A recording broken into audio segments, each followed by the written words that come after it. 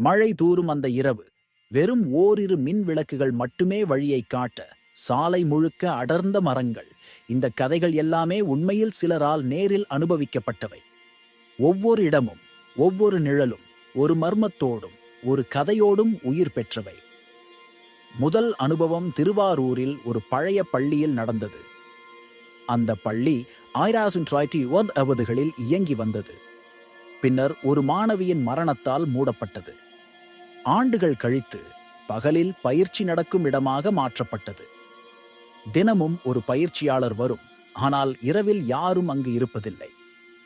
பயிற்சியாளர் சதீஷ் ஒரு இரவு தவறுதலாக தாமதமாகி இரவு 9:30 மணி வரை பள்ளியில் இருந்தார்.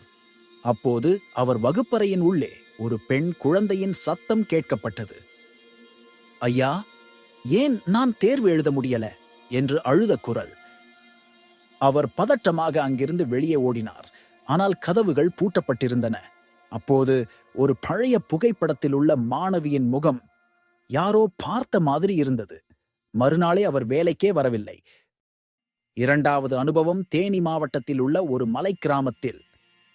ஒரு பழைய வீடு ஒரு வழியாக வாடகைக்கு கொடுக்கப்பட்டது. புதிய தம்பதிகள் அந்த வீட்டில் குடிகொண்டனர்.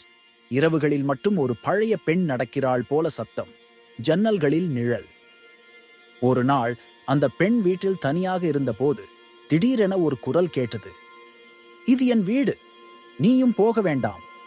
அந்த நொடியிலேயே அலமாரியில் இருந்த தொண்டை மாலை தானாகவே கீழே விழுந்தது.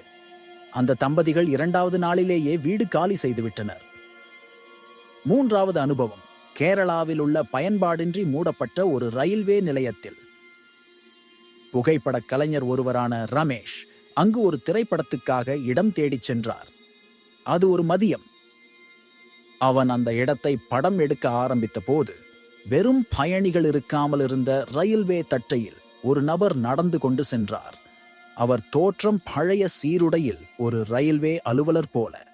ஆனால் அவர் எந்த முகமும் இல்லாத நிழல்.